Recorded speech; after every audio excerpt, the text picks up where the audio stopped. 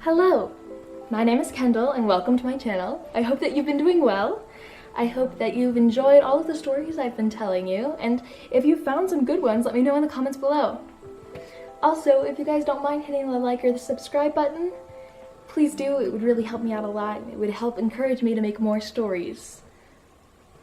Today, we're going to be reading an awesome book, which is a sequel to one I already read you guys. This is Boundless Grace, and the one I just read you all was Amazing Grace.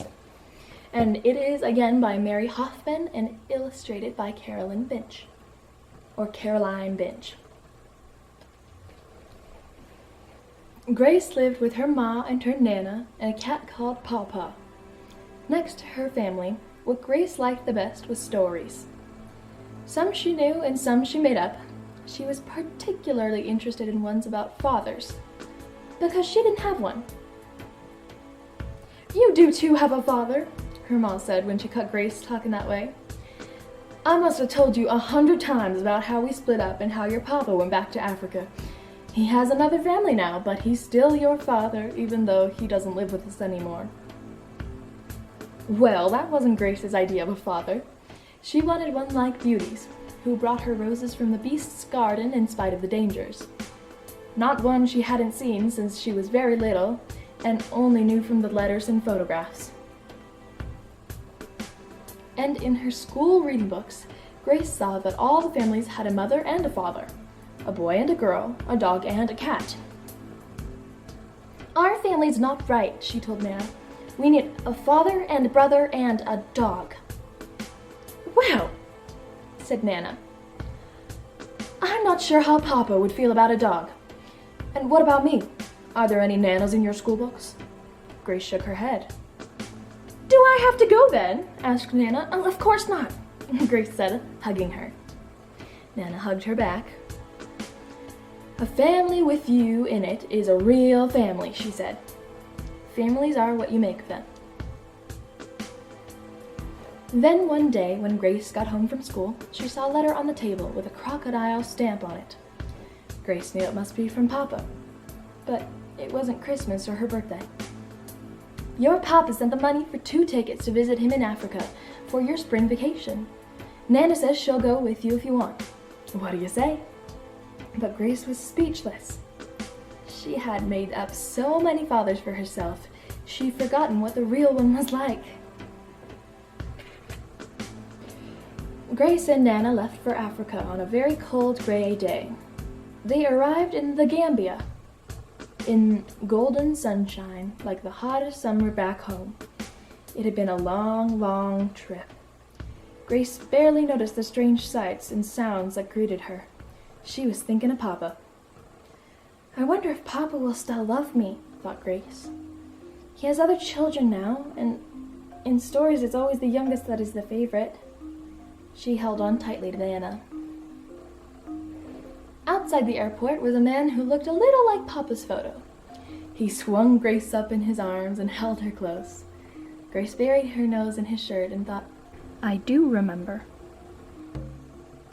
In the car, she started to notice how different everything seemed. There were sheep wandering along the roadside, and people selling watermelons under the trees. And when they reached her father's compound, there was the biggest difference of all. A pretty young woman with a little girl and a baby boy came out to meet them. Grace said hello, but couldn't manage another word all evening. Everyone thought she was just tired. Everyone except Nana. "What's the matter, honey?" she asked when they went to bed. "You've got a father and a brother now, and they even have a dog." But Grace thought, they would make a storybook family without me. I'm one girl too many. Besides, it's the wrong ma. The next day, Grace started to get to know Nana and Bakari. The children thought it was wonderful to have a big sister all the way from America, and Grace couldn't help liking them too. But she had to feel cross with someone. Grace knew lots of stories about wicked stepmothers, Cinderella, Snow White, Hansel and Gretel, so she decided to be cross with Jantu. I won't clean the house for her, thought Grace. I won't eat anything she cooks, and I won't let her take me into the forest. Jantu made a big dish of savory benachin for lunch, but Grace wouldn't eat any. I'm not hungry, she said. She's probably still getting over the long flight, said Jatu. When Papa came home from work, she found Grace in the backyard. He sat beside her under the big old jackfruit tree. This is where my grandma used to tell me stories when I was a little boy, he said. Nana tells me stories too, said Grace. Did she ever tell you about the one how your ma and I came to split up? Asked Papa. I know that one, said Grace. But I don't want to hear it right now, and she covered up her ears. Papa hugged her. Would you like the one about the papa who loved his little girl so much he saved up all his money to bring her to visit him? Yes, I'd like that one, said Grace. Okay, but if I tell you that story, will you promise to try to be nice to Jantu? You're both very important to me, said Papa. Grace thought about it. I'll try, she said. The next day, they went to the market. It was much more exciting than shopping at home. Even the money had crocodiles on it. Lots of the women carried their shopping on their head. They all went to a stall that was like stepping inside a rainbow. There was cloth with crocodiles and elephants on it, and cloth with many patterns made from pebbles and shells, and so many colors. We can choose cloth for Grace's first African dress, said Papa.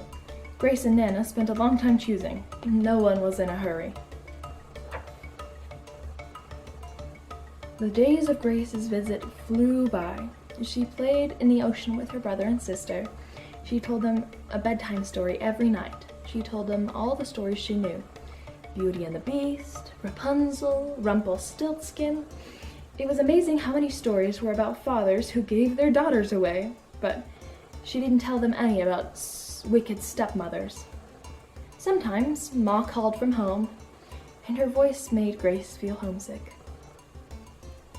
I feel like gum stretched out all thin in a bubble, she told Nana. As if there isn't enough of me to go around. I can't manage 2 families. What if I burst? Seems to me there is enough of you, Grace, said Nana. Plenty to go around, and remember, families are what you make them. Soon it was their last evening. There was a big farewell party at the compound. Grace and Nana wore their African clothes, and Grace ate twice as much benachin as everyone else. Now you really might burst, said Nana.